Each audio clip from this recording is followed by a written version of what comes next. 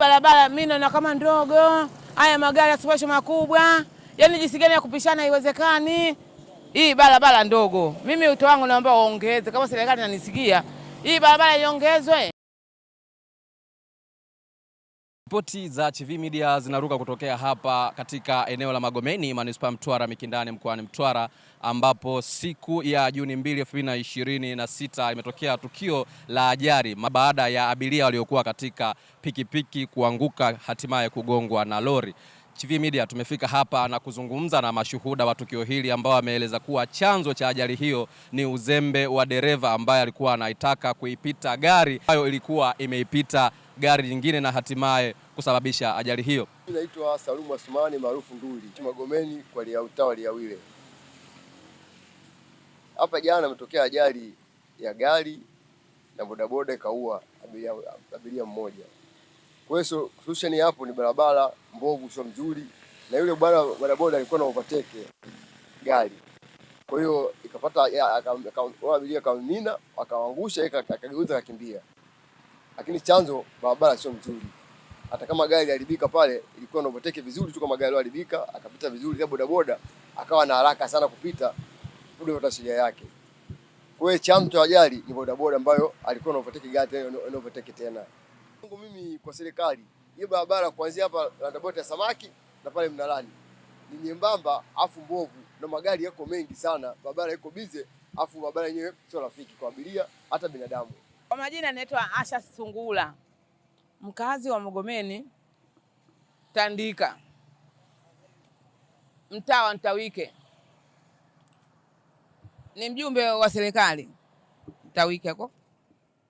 Jana makamo ya saa 8:30 au saa 9, basi tuliona ajali hapa niliposimama hapa mbele yangu, kama vile nikuta watu, yani baada ya kuangalia macho hivi tumekuta watu 3 wamelala chini, 2 wamelala chini ya gari, mmoja amelala nyuma ya gari.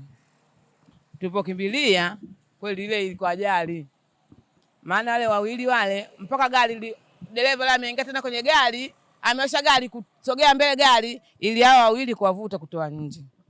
Huyu mama huyu wa mwisho alela nyuma ya gari na yeye tayari ameshaumia. Wangu hii barabara mimi naona kama ndogo, haya magari yasipashe makubwa, yaani jinsi gani ya kupishana haiwezekani. Hii barabara ndogo. Mimi wito wangu naomba waongeze, kama serikali inanisikia, hii barabara iongezwe. Hii barabara iwe kubwa kama wanavyofanya nchi wenzetu, maana upande mmoja watu wa kushuka, upande wa pili watu wa kupandisha, wala wagusani. Na sisi kwetu basi ifike hivyo, ifike kama alivyotengeneza kwa niko wapi na uko wapi. Hii barabara iwe kubwa, hiyo waoneshe kwa babani, wale waoneshe kwa chini na wanepandisha upande mwingine. Kwa majina naitwa Bahati Sijai Sefu. Changamoto ilikuwepo barabarani, kikubwa barabara ndogo na vyombo vya usafiri. Sasa hivi kutokana na uendeshaji wa mazingira tuliokuwa nayo sasa, ina maana vyombo ni vingi, usafiri mwingi, mabajaji, bodaboda, magari, kila kitu, na hasa haya magari yanaitwa special. Magari yanakuja kwa wingi. Sasa ombi kuu, hii barabara kuiboresha, na hawa bodaboda kikubwa ni overtake, kwa sababu kwa mfano kama jana kuna gari pale lilipata basi asubuhi, haya makubwa haya makaa mawe haya. Kwa hiyo mchana kuna gari lingine la makaa mawe lilikuwa linapita na bodaboda nayo ikawa inapita pembeni yake. Kwa hiyo ndio sababu ilikoanzia hapo. Kwa kifupi, mtu anayekuepo kwenye laini yake basi aizingatie upande wake. Hii overtake ndio inaenda ikasababisha mambo mengine, kwa sababu barabara ndogo imebana.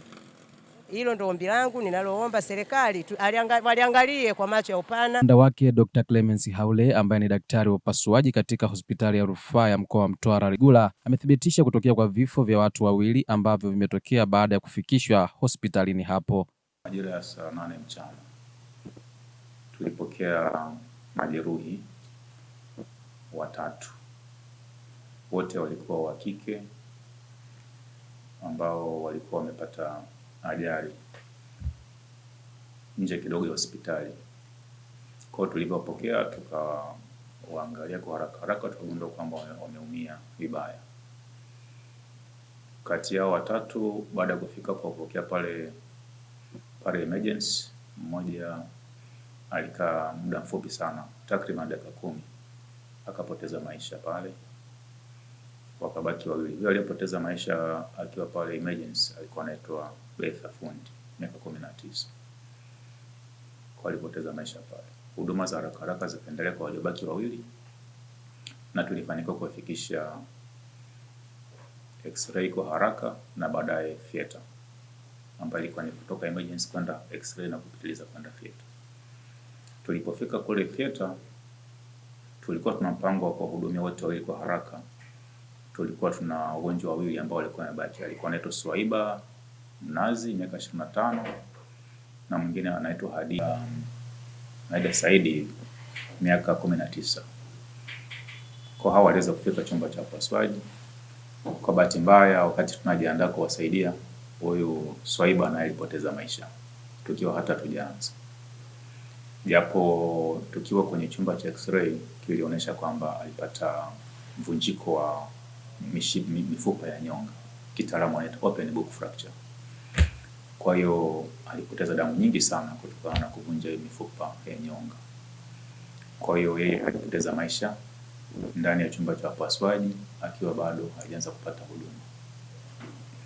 Tukabakiwa na mmoja ambaye ni Hadija, ambaye ni miaka 19.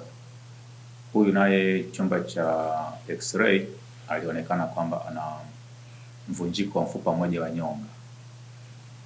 Kwa hiyo yeye kidogo alipata nafuu kwenye mvunjiko tofauti na yule wa kwanza. Yeye alivunjika mfupa mmoja. Kwa hiyo yeye tuliweza kumpa huduma katika chumba cha upasuaji. Sio tu ule mfupa, lakini alipata pia majeraha makubwa sana sehemu kabisa. Kwa hiyo tulimpa huduma katika chumba cha upasuaji. Tulifanikiwa kutoka naye salama. Na bahati nzuri mpaka leo asubuhi huyu Shakira yuko vizuri. Mimi nimeongea naye, yuko vizuri, anaendelea vizuri, yule vidonda kaa vizuri. Tunategemea kama ataendelea hivi, basi labda kesho tunaweza kumrudisha pole kawaida. Kutoka hapa Manispaa Mtwara Mikindani mkoani Mtwara, mimi ni Heri Abdalla na hii ni Chivihi Media. Nikusihi kusubscribe, like, share na kucomment YouTube channel yetu ili usipitwe na habari zetu. Hakika sisi tunakuunganisha wewe na ulimwengu.